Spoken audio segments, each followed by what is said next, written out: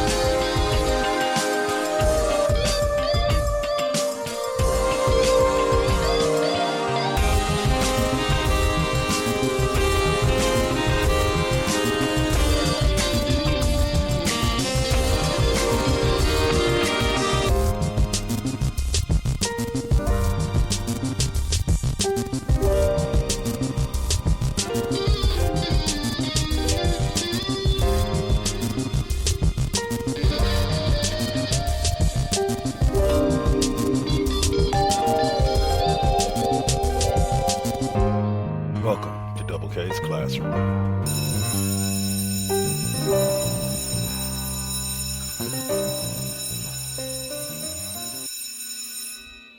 Class is officially in session.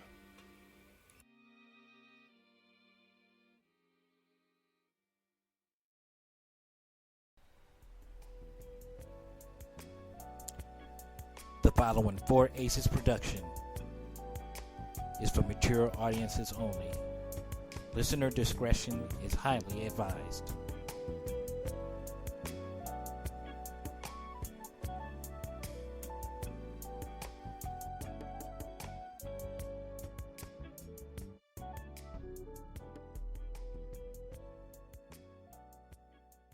All right, y'all. What's up, and welcome to this week's edition of Double K's Classroom. I am the one and only Double K, and I know I haven't been on in the last few weeks, but that's because, like we talked about plenty of times on K Double's fifth period music class, there wasn't really much to talk about. Shoot, right now, in order to get my fix in on baseball, I'm watching my franchise, Oakland Athletics, play the Houston Astros on manager mode. So that's how desperate I am to watch sports. But luckily, there was this thing that happened yesterday, which was the first round of the NFL draft. So the draft was about 2.5 hours long. It was pretty interesting. It had its ups and its downs, but for the most part, pick 1 through 3 were pretty much right in line with most mock drafts, and then 5 and 6 right along those lines as well, except some had Jordan Love, who wasn't taken till a little way later in the first round. But all 4 quarterbacks that they thought were going to go in the first round went in the first round, and most of the quarterbacks went to where people thought they were going to go. So let's start with the number 1 pick in the draft, the new quarterback. Despite the fact that the old quarterback ain't gone yet, the new quarterback for the Cincinnati Bengals, the one and only Heisman Trophy winner, NCAA record-setting Joe Burrow. Now, his post-draft analysis is Cincinnati scored 21 points. This is off of ESPN, by the way. Scored 21 plus points, an NFL low 4 times last year, and while Andy Dalton certainly wasn't the only one responsible for the offensive struggles, he is coming off his worst season statistically. The Bengals can save $17.7 million on the cap by trading or cutting the 32-year-old veteran. They hired a young offensive-minded coach in Zach Taylor last year, and now they give him the best quarterback in this class to mold. So there you go. Joe Burrow, to me, was a no-brainer pick, but it still makes me wonder, what are they going to do with Andy Dalton? Because that $17.7 million price tag is low in perception to what some other quarterbacks are making, but is high in regards to as trade bait to try to get maybe a first-round draft pick or maybe some later-round draft picks for him. um, unless they're going to be willing to pay part of his salary.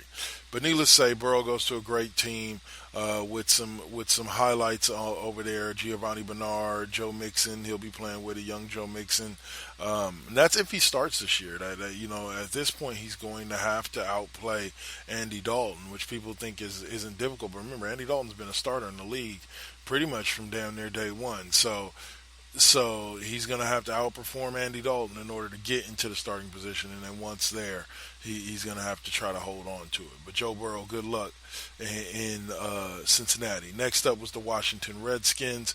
The Redskins went defense, kind of like the 49ers did at number 2 last year with Nick Bosa, and this time took Nick Bosa's running mate on the opposite side of the line at Ohio State, Chase Young.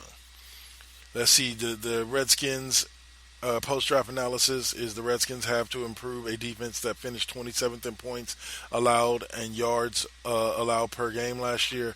They have greater need than adding an edge defender, and they might have entertained trades with that in mind, but taking anyone other than Young would have been a mistake.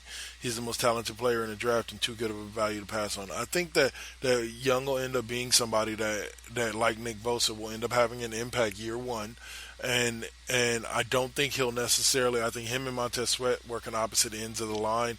I think that they'll be one of the more dominant defensive lines, not on the level of the 49ers, but they'll be about middle of the pack for right now. But as these two grow, watch out for Washington. Like they still have Reuben Foster as well coming back, that they picked up off of waivers when the 49ers let him go. So that defense is going to be fast. They're going to be hard to deal with. And sooner than later. You guys in the AFC or NFC East better watch out, because it's going to be a long road watching these two boys, Young and Montez Sweat, battle it out for the best defender on that young team. Third pick went to the Detroit Lions, and as expected, they took cornerback Jeff Okudah from Ohio State. And now with that pick, that made for the first time in NFL draft history, where the top 3 picks were all former teammates. I guess they all played on the 2017 Ohio State team. Joe Burrow was a backup QB. Chase Young was on that team, and so was Jeff Okudah. So yeah.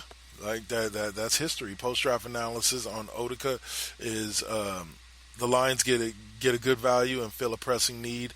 They allowed an NFL most 284 yards per game and tied for last in interceptions with 7 last year. They traded their best corner in Darius Slay to Philadelphia, and Rashawn Melvin signed with Jacksonville, while they signed Desmond Trufant to a 2-year deal. He didn't play at a high level in 2019 and isn't considered a number 1 like Okudah. So this rookie has the opportunity to step in there and literally year one make that impact upon the Detroit defense and take his spot as the number 1 corner. Detroit has a solid offense with Kerryon Johnson and Matthew Stafford and boys like that, and I believe Golden Tate is still there. With all those guys, they have a solid offense. So now if they can put it together on the back end, they can be a surprise team, kind of like what the Niners did last year. I doubt they're winning 13 games next year, but hey, to be honest with you never know. Nobody saw the Niners winning more than 8 games last year, and they won 13. So that's number. His position rank was number 1. He was the number 1 overall rank was number 5 in his grade. His combine grade was a 94. Now, number 4, this is the only one that I don't remember seeing this guy going to the Giants in many mock drafts, but I guess there was a few that in which he did. But Andrew Thomas from the tackle from Georgia, number 4 overall position rank, number 16 overall rank, and a 91 grade. His post-draft analysis, the pick makes sense from a need standpoint. Left tackle Nate Solder hasn't played up to expectations in his 2 seasons with the Giants. Right tackle Mike Remmers signed with the Chiefs, and free agent Cameron Fleming has never been a full-time starter. The Giants have to keep quarterback Daniel Jones upright and create seams for running back Saquon Barkley. The biggest beef with this pick is that Thomas is the number 4 tackle on the board, which basically means that they could have done a little bit better. And that's where I think too. That's why I say this was the one surprise out of the top 10. And it just surprised me because there were better players at similar positions that they could have taken. Sorry. Next up was number 5 pick, and this one went pretty much exactly how I picked. It was Miami Dolphins' first pick out of 3 in the first round, and the Dolphins went on ahead and took recently injured but proven with a national title quarterback from the University of Alabama, Tua Tagovailoa. Tagovailoa. Let's see. He ranked number 2 at his position behind Joe Burrow. Number 7 overall, ranked with a 93 grade.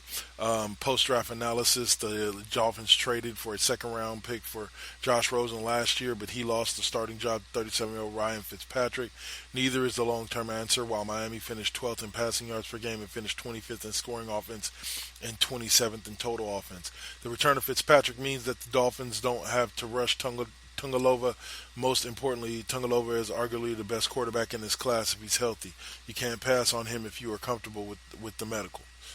And they didn't. I think that long term, I think he'll end up with the starting job. Not right away. I don't think he'll get in there year one. I think he'll end up going to either Rosen or what's his name? Or Fitzpatrick this year. Most likely Fitzpatrick. But I think eventually we'll see Tagovailoa. They'll probably move on from Josh Rosen, move him on to another team that wants him, and maybe on to Jacksonville if Gardner Minshew doesn't work out. They can move on to Rosen, and then we'll see Tagovailoa. Tagovailoa. See, I'm butchering the dude's name. That's why I don't say this shit. We'll just call him Tua. Tua's going to be a good guy down the road. Give him a couple years to adjust and get used to the NFL speed. And he doesn't, like I say, he doesn't have to start right away. They got 2 proven players in front of him that can go out there and win if necessary. And Tua can just sit back and do his thing.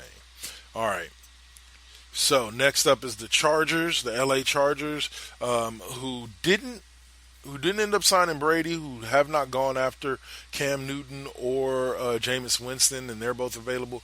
But they went on ahead and took the number 4 ranked quarterback in the draft, number 24 ranked player overall with an 89 grade, Justin Herbert out of Oregon, a 4-year player, 6'6", 236. Man, that's some stats right there I want for my quarterback. The post-draft analysis on him, the Chargers have to improve an offense that ranked 21st in scoring last year, and Philip Rivers is a Colt. Tyrod Taylor, 30, has been a starter for 3 of his 9 seasons in the league and has never played in all 16 games of a season. Offensive coordinator Shane Steichen is a former quarterbacks coach who should be able to tailor the attack to get the most out of Herbert. Yeah, and I personally think that Herbert of all 3 of the quarterbacks is most likely to start day one. Because I think the kid can get in there and outperform Tyrod Taylor. No offense to Tyrod, but I think he can get in there and outperform out Tyrod Taylor and take himself to that next level and end up starting for the Chargers game day one. He's my rookie that I put that money on, that he's most likely to start day one. All right, so at the number 7 pick, the Carolina Panthers went defense and went with big man Derek Brown, defensive tackle out of Auburn. Let's see. He was ranked the number 1 D tackle in the draft, number 3 overall player in the draft, and a 94 grade. His post-draft analysis says Carolina gets the number 3 player on our board and feels a pressing need. The Panthers gave up the most yards per carry in franchise history and ranked 29th in rushing allowed per game. Gerald McCoy, Dante Poe, and Vernon Butler have all left. Quan Short missed 14 games last year, and he's coming off a rotator cuff injury. Adding a dominant interior lineman also should help the linebacker corps that lost one of the best in Luke Kuechly. This is a rebuilding defense, but this is a piece that you can build around in Derek Brown. 6'5", 325. He's a monster to move inside. He's quick in regards to his size and how big he is. He's a quick kid who can get to the quarterback, but he's mainly going to be in there for disrupting the run game, and I think he's fully capable of that. So, with that being said, I think Derek Brown was a value pick for the Panthers at number 7? Yeah. So, and they just locked up Christian McCaffrey on the offensive side of the ball. We'll see who the new the new head coach, Mr. Buell, is we'll see what he's going to do with that with all that talent he's got there, and especially I believe they traded away Kyle Allen um, to Washington, I believe, but they brought in Teddy Bridgewater to start. So the offense is looking good. Carolina should compete, but I doubt they're doing much. But that rookie right there means they're going to be competing for years to come. Isaiah Simmons went next at number 8 to the Arizona Cardinals from Clemson. He's an outside linebacker, but they say he's a how do you say a all-in-one tool or a Swiss Army knife. Let's see. Post-draft analysis on him. The Cardinals ranked dead last in total defense last year, and coordinator Vance Joseph should be thrilled to get one of the most talented and versatile defenders in the draft. Simmons probably will supplement Jalen Thompson and Deontay Thompson as a starting strong safety. But he could see some time at linebacker depending on the matchups that week. The idea of Simmons rushing off the edge opposite Chandler Jones is also intriguing. So once again, the kid can play everything from safety to down linebacker. So it's going to be interesting to see what Vance Joseph does with him, because it will be make or break in that particular division with the 49ers, Seahawks, and that damn 49ers, Seahawks, Cardinals. I can't remember who the fourth team is. Where they been? Seahawks, Cardinals. I can't believe I'm drawing a blank on this, and evidently they didn't have a first round pick, or they traded out of it. But anyway, where were we? Let's see. C.J. Henderson went to the Jags. Number 2 cornerback in the draft, number 13 player overall with a 91 grade. Henderson played at one of my favorite alma maters, and that's Florida. And I used to love playing with them in the, in the NCAA games. Come on. Sorry, playing a little MLB The Show.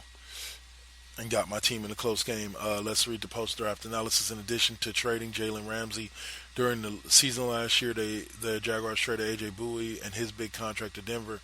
Trey Herndon and free agent Rashawn Melvin, who signed a one-year deal, aren't shut-down corners. Henderson is a good fit for defense coordinator Todd Watch's scheme and should be able to help the Jaguars get back to defending the pass like they did in 2018 when they were one of the best defenses in the league. I think C.J. Henderson will make almost instant impact in Jacksonville, mainly because Jacksonville's already, like they said, Jacksonville's already cleared the deck for him, moving on from 2 of their other top corners in A.J. Bowie and Jalen Ramsey. But we'd have to see. We'll have to see.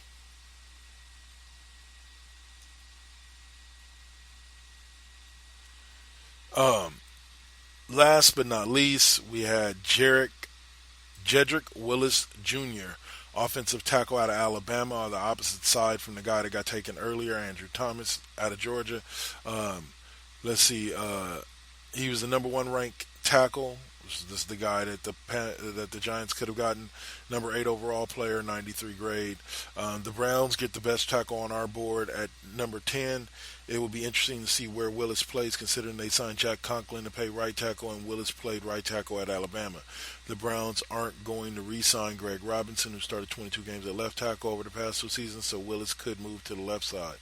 It's worth noting that, Wills protected left-handed Tua Tagovailoa's blind side. So, and then you got left-handed Baker Mayfield. So we could see that. But the Browns made a good pick. I believe that was their first and only pick of the first round. So they went offensive tackle, and I have to say I'm quite impressed. All right, so that's it for right now. We're going to go ahead and take a break. We'll come back after the break, after the podcast promo break, with the rest. I'm going to do about a 5-10 minute segment on the rest of the first round as we talk sports for the first time in a long time right here on Double K's Classroom. So just remember, you are listening to Double K's Classroom right here on the 4Aces Presents Radio Network. Spreaker.com, iHeartRadio, Spotify, Apple Podcasts, Google Podcasts, CastBox, and wherever you find your favorite podcasts. Interruption in progress. Now hijacking into ANS 2.0 immersion rig. Now simulating the amazing nerd show. Featuring comics. And Batman's like, you're safe here and everything, but the Joker all of a sudden pulls out a gun and shoots himself. Movies. People fight with lightsabers. What the hell do you want? I mean, in every one of these movies, there's a lightsaber battle. Yeah, no problem. I'm gonna rewatch it a million times. Yeah. I'm just saying, give me something more. Wrestling. That would be awesome. Oh my god, just a monster. Fans would be like, holy, what the hell's going on? What happened to Jericho? Horror. It starts off like any other like home invasion type of story, and then it just goes crazy. And more. Hey, this is Christian. Hey, this is Damon. And we are the Amazing Nerd Show. Make sure to download us on all your favorite podcast platforms.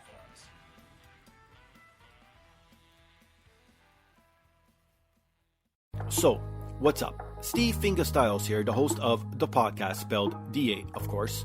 Tune in each and every week to hear what pisses me off, what angers me, what I make fun of, and of course, my crazy rants. I also have incompetent co-hosts, cool guests, and a silent producer that sucks. So what more do you need from a podcast? You can listen on Apple Podcasts, Stitcher, TuneIn, SoundCloud, and the Pod Bros Network. Peace. From the galactic depths of the comic book universe comes the Ghosts of the Stratosphere, ready to galvanize and energize your mind with the latest of comic book news and reviews. And why are you stopping me? Yes, that's much better. Hi, this is Andy Larson for Ghosts of the Stratosphere. Join me every week along with my co-hosts Rob Stewart and Chad Smith, as well as a cavalcade of fantastic comic book guests, as we dish out heaping helpings of the greatest and latest of comic book news and reviews. New shows posted every Tuesday with bonus shows every first Friday of the month. You can find us on iTunes and Stitcher under Ghosts of the Stratosphere, as well as on our website, www.gotstratosphere.com. Hope to see you soon, folks. All right, so I'm back. So let's wrap this up, y'all. All right, so some of the highlights from later on in the draft was number 12. The Raiders ended up taking Henry Ruggs Jr., one of the fastest running backs in the draft. Or not running backs, but wide receivers in the draft, and one of the most versatile wide receivers and best route runners in the draft. Or one of the best route runners, but not the best. So let's read the post-draft analysis on Henry Ruggs. The Antonio Brown trade backfired, and Terrell Williams was slow by a foot injury last year. The Raiders signed Nelson Aguilar, but needed to do more, considering that no receiver caught more than 50 passes last year. Coach Gruden is all too familiar with how elite speed can change the complexion of a game after seeing Chiefs receiver Tyreek Hill the past 2 seasons. Ruggs has the potential to make a similar impact. He is that explosive. That's Munich from ESPN. So yeah, the number 3 position ranked player in the draft, the number 11 overall with a 92 grade. I thought the Raiders did a good job. He is one of 2 first-round picks that the Raiders had. The Niners traded out of the number 13 pick. They were picking right behind the Raiders to the number 14 pick and let Tampa Bay take offensive tackle Tristan Wirfs. While they went on ahead and made a move that surprised me, but I'm happy with. It surprised me because I didn't expect them to go after a DeForest Buckner replacement this soon, but that's exactly what they did in Javon Kinlaw. San Francisco had a top pass defense, the second best total defense, and 8th ranked scoring defense in the league last year. If the 49ers were going to go defense, taking a corner seemed more likely, but outstanding effort up front played a big role in the Super Bowl run last year, and the 49ers traded DeForest Buckner to the coach. Kinlaw has the talent to fill the considerable hole Buckner leaves behind. So we'll see what happens with it. We'll truly see what happens with it. But Buckner and Kinlaw, wow. So, after the Niners took that person, you got to skip down to pick number 19, where the Raiders took cornerback Damon Arnett out of Ohio State. Let's see the post-draft analysis. The Raiders ranked 25th in passing defense, and Darryl Worley is unsigned, creating a vacancy opposite Trayvon Mullen, who started 10 games as a rookie last year. The Raiders thought they had signed free agent corner Eli Apple, but the deal fell through. They still could have taken a corner had they signed Apple. Again, the pick makes sense from a need standpoint, but we have a second-round grade on Arnett. So they took him a little early, kind of a stretch for the pick, but because of the fact that it's a need, they overlooked that and graded them well on it. So, and I will do the same. Like, this is the pick they got for Khalil Mack. So, adding another piece of that defense based off of that. Then you have to go all the way down to 25 for the Niners traded up, giving up a couple of picks after trading back to gain a couple extra picks. They traded up to take wide receiver Brandon Ayuk, the number 5th ranked wide receiver, 23 ranked player overall with a 90 grade.